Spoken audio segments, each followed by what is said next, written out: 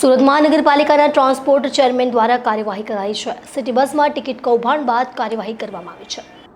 સુરત પાલિકા સંચાલિત સિટી બસમાં રૂપિયા વસૂલ લીધા બાદ પણ ટિકિટ અપાતી ન હોવાનો વધુ એક ખેલ વિપક્ષની ટીમે પકડી પાડ્યો હતો। સિટી લિંકના વિજિલન્સ વિભાગે સ્થળ તપાસ બાદ કંડક્ટરને બ્લેકલિસ્ટ કરી દીધો હતો।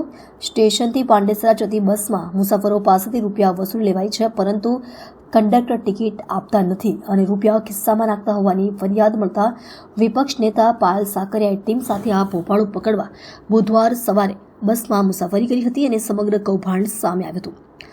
સુરતમાં સિટી બસમાં ટિકિટ કૌભાંડ મામલો ટ્રાન્સપોર્ટ ચેરમેનની કાર્યવાહી કરી છે। એસએમસી ટ્રાન્સપોર્ટ ચેરમેને ખુદ એજન્સીથી ત્રાહિમામ તૈયાર છે। આકાર નામની એજન્સીની મનમાની સામે આવી છે। ગયા મહિને બસ એજન્સીને 92 લાખનો દંડ ફટકારવામાં આવ્યો હતો, તેમજ ડ્રાઈવર અને કંડક્ટર કોઈપણ ગુનામાં પકડાય તો બ્લેકલિસ્ટ કરવામાં આવ્યા હતા। છેલ્લા એક વર્ષમાં 500 કંડક્ટર અને 250 જેટલા ડ્રાઈવરને બ્લેકલિસ્ટ કર્યા હતા। જ્યારે બસ એજન્સીને કોન્ટ્રાક્ટ આપ્યો તે એક મોટો સવાલ છે। એજન્સી એસએમસી પર હાવી થઈ રહી છે તેમ ટ્રાન્સપોર્ટ ચેરમેને ઉમેર્યું હતું। વધુમાં તેમણે કહ્યું હતું કે હું પાલિકા કમિશનરને આ ટિકિટ કૌભાંડ બાબતે રજૂઆત કરીશ।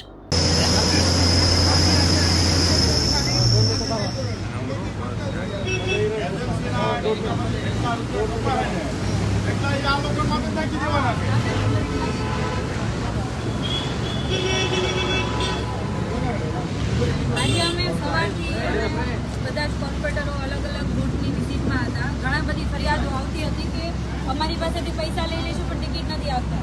ખરા અર્થની અંદર જેટલા લોકો જોવે છે લાઈવ શેર માટે કે લોકોને બધાને ખબર પડે કે ખરી હકીકત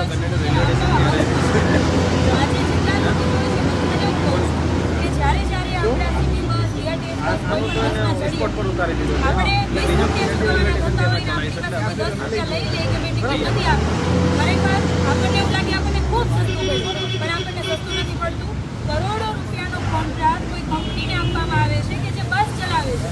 એના માણસો હોય છે, કંડક્ટર, ડ્રાઈવર, એના મેન્ટેનન્સના ખર્ચા બધું આપણે કોર્પોરેશન દ્વારા કોઈ કોન્ટ્રાક્ટરને આપવામાં આવે છે અને એ જે રૂપિયા આપવામાં આવે છે તમારા અને મારા તમામના વેરામાંથી આપવામાં આવે છે, જેથી ઓલ ઓવર છેલ્લે જોવા જઈએ તો આપણા બધાના ખીચાના જે આપણે વેરા સ્વરૂપે પૈસા આપ્યા છે એમાંથી જ આ બસો બધી ચાલે છે। એટલે જ્યારે આપણને એવું લાગે કે ભાઈ આપણી પાસેથી 10 રૂપિયા લીધા છે, 20 રૂપિયા થતા હતા તો આપણે ટિકિટની જરૂર નથી, એવું નહીં। આપણે બધા જ જો ટિકિટો માંગીશું તો આ જે પૈસા છે ટિકિટો માંગશું તો એ જે પૈસા છે સરકારમાં જશે। તો આ જે કરોડોની નુકસાનીમાં જે બસો ચાલે છે એ બસો કરોડોની નુકસાનીમાં નહીં ચાલે અને તમારા અને મારા વેરાનો સદુપયોગ થશે।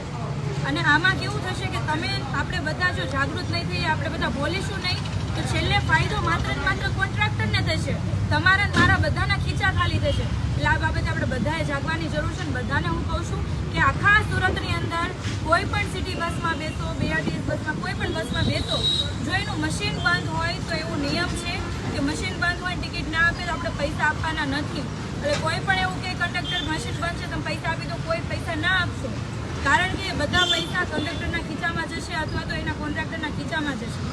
એટલા માટે આપણે બધાએ જાગૃત થવાની જરૂર છે। આજે અમે જેટલી બસોમાં બેઠા અમને બધી જગ્યાઓ પર આવો અનુભવ થયો કે પૈસા લેતા નથી, ઘણા લોકો પૈસા આપતા નથી કે કંઈ નહીં સસ્તામાં પ્રદેશે જવા દે, પણ છેલ્લે આપણા બધાનું નુકસાન છે અને છેલ્લે વેરાનો ભાર આપણા જ ઉપર આવે છે। મકાનના વેરા વધી છે, જે વેરા બિલ સ્વરૂપે આવે છે, પાણીનો, ડ્રેનેજનો, અલગ અલગ જે વેરા છે, આ વાહનનો જે વેરો છે, આ બધા વધીને આપણા ખીચા પર જ ભાર આવે છે। તો છેલ્લે આપણે બધાએ મારા ખાલી એટલું જ કહેવાનું છે, બધાએ જાગૃત થવાની જરૂર છે અને જ્યારે પણ બસમાં બેસીએ ટિકિટ વગર બસમાં બેસોને ટિકિટ ફરજિયાત લેવાની। અને જ્યાં જ્યાં તમને એવું લાગે કે કંડક્ટરનો મિસબિહેવિયર છે, આમનો મિસબિહેવિયર છે, તો એમનો ફોટો પાડી લેવો, વિડીયો ઉતારી લેવો। એવું લાગે કે અહીંયા ટિકિટ નથી આપતા, પૈસા લઈ લેજે, એનો વિડીયો ઉતારીને તમને બસ નંબર સાથે અમને મોકલજો। અમે એના ઉપર કાર્યવાહી કરવા માટે અમે ઉપર અધિકારીને કહીશું। આજે અમે વિજિલન્સની ટીમને બોલાવી, એમણે પણ જોયું, વિડીયો જોયા, બધું ચેક કરીને એમને 6000થી ઉપરની પેનલ્ટી બસના જે કોન્ટ્રાક્ટર છે એમને ફટકારી છે। જો આવું આપણે બધા કરશું તો આખી સિસ્ટમ સુધરશે અને આખી સિસ્ટમ સુધારવા માટે તમામનો સાથ સહકાર જોશે।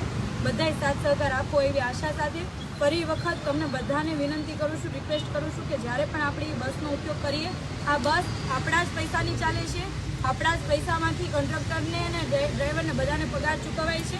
તો આપણે બધાએ બોલવાનું, ટિકિટ લઈને પછી જ બસમાં બેસવાનું। જય હિન્દ, જય ભારત।